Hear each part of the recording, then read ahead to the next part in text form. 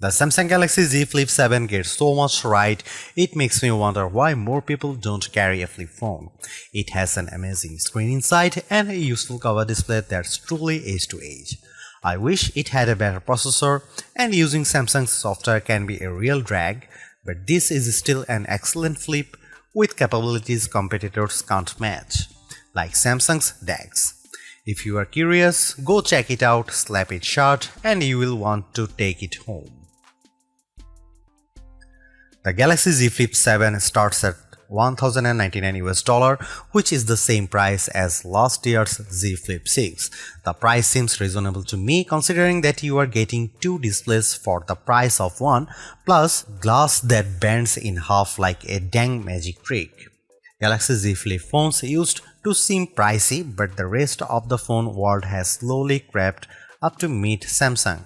And now $1,099 actually seems fair, especially if you are getting this phone from your carrier with a steep discount. The Galaxy Z Flip 7 costs more than an iPhone 16 Pro and less than an iPhone 16 Pro Max. It costs the same as a Google Pixel 9 Pro XL or Samsung's new and thin Galaxy S25 Edge.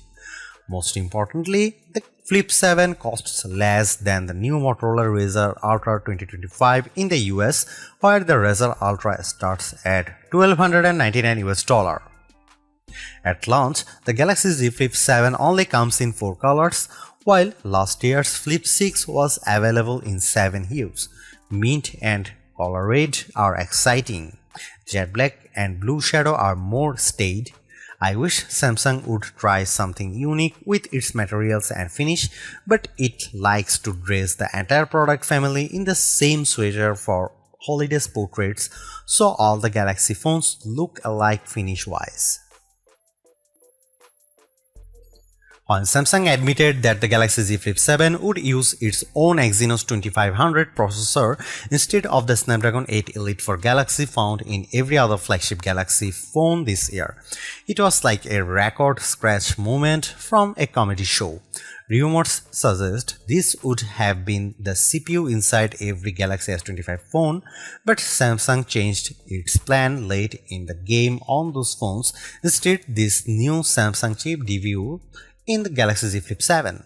The display is bigger this year, up to 6.9 inches for the internal display from 6.7 inches last year, and the phone is 4mm wider to accommodate this. Otherwise, the specs are mostly unchanged from the Flip 6, 12GB of RAM, a 50MP wide camera, and a 12MP ultra wide, Wi-Fi 7, Gorilla Glass Victus 2 on the back cover. The battery is larger this year, but maybe not as big as it needs to be. After years of me complaining that the Galaxy Z Flip wasn't using enough of its cover space for the front screen, Samsung finally listened.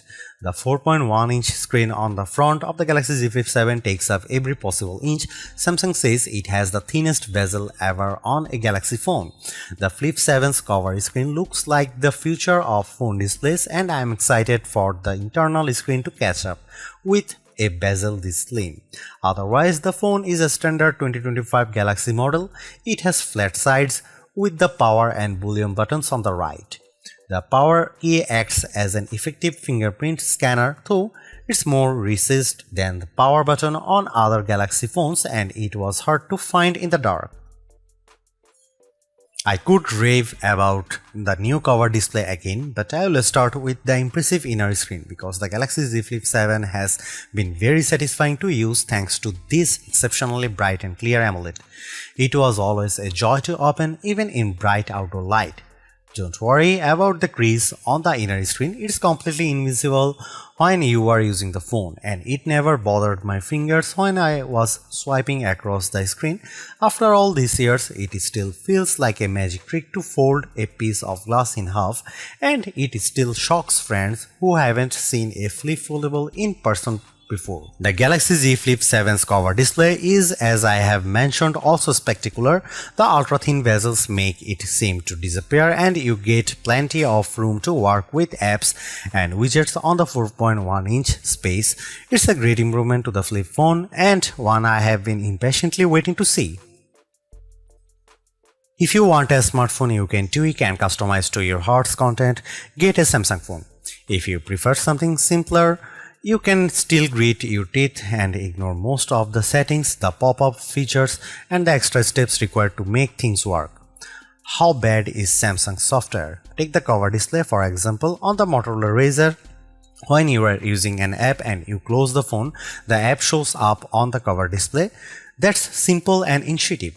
On the Galaxy Z Flip 7, not even close. To use an app on the front screen, you have to find the setting to enable apps on the cover display. This isn't in the cover display setting menu, it's in a menu called Advanced Settings and then Labs. Labs, can you imagine a more frightening way to hide a crucial feature? Why not just calling it Dungeon? And once you find Labs, you have only gotten started. You can enable a few pre-selected apps to work on the cover display, Maps, Messages, Netflix, or you can download another widgets called Multistar from the Galaxy App Store. Multistar creates a home screen that lives on your cover display, and on that screen you can add any app on your phone. On the cover, you swipe to the Multistar screen and tap the app you want to open. Unfortunately, you can't set any of these up on the cover display itself. You can't even add widgets to the cover display without opening the phone. It feels like Samsung is still getting the hang of this whole cover display thing, but the Flip 7 is its best effort yet. Aside from those issues, I have many questions about Samsung's AI strategy.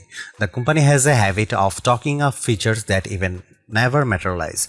The Galaxy Z Flip 7 was supposed to have a special version of Google Gemini that could talk to me live while the flip screen was half closed. But I haven't been able to find a mode that works that way.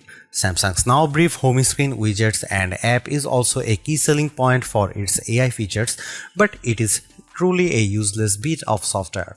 It never offers me more than the weather and the first few appointments on my company calendar, which are always people who scheduled a day off.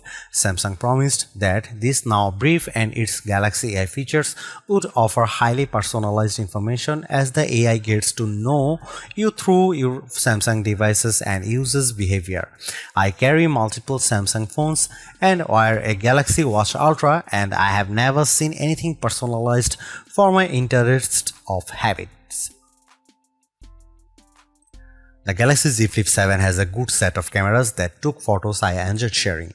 Images taken with Samsung cameras usually pop with bright colors and a highly sharpened look, but I have noticed on the last couple of phones that Samsung has been toning down this artificial look for a more natural photography style closer to what the iPhone produces. I am all for it. Don't worry, Samsung fans, you still get photos that look great, especially if you opt for Samsung's specialized modes. Samsung's portrait mode is probably the best on any smartphone. It isolated my subject neatly and blurred the background for a gorgeous look. Samsung's food mode is by far the best camera phone mode for taking food photos. I reach for my Galaxy phone whenever I bake something tasty and I want to share it. Samsung's AI editing features are also the best I have used on any smartphone. When you cut an unwanted person or object out of your photo, the Galaxy Z Flip 7 does a perfect job of filling in the gaps. If there are floors, board, or vertical blinds behind them, it fills these in seamlessly. Of course, the Galaxy Z Flip 7's coolest camera trick is letting you use the cover display as your viewfinder for photos. You can take selfies at the full 50MP resolution when you point the main camera at yourself and use the cover display. You can also set the phone in an interesting position, way down low or hanging from up high, and then take shots with voice commands or by signaling the camera with a wave. My only complaint is that lack of a real zoom lens. I have a kid who plays sport and the digital zoom isn't good enough to capture him on the field. If you take photos from far away often, you will miss the lack of real zoom. Maybe Samsung should try a zoom camera instead of an ultra-wide on the Flip 8. Here are some camera samples of the Samsung Galaxy Z Flip 7.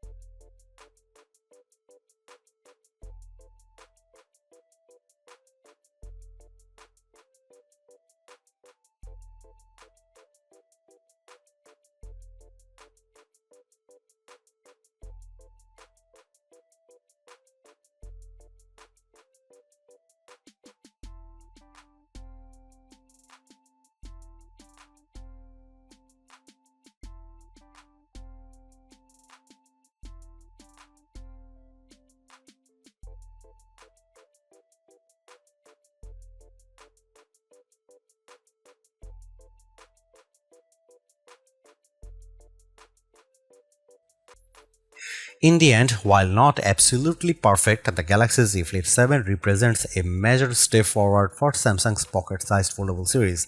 The compromises are smaller to the point where they are easy to ignore. It's a great all-rounder, has a much better cover screen, better camera performance, and an internal screen that's not too narrow. I really like it.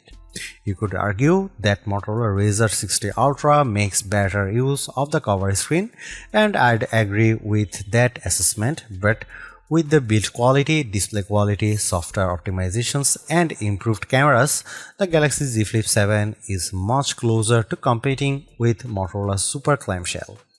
And in some ways, it's actually better. This is a wonderful phone and one that's a joy to use.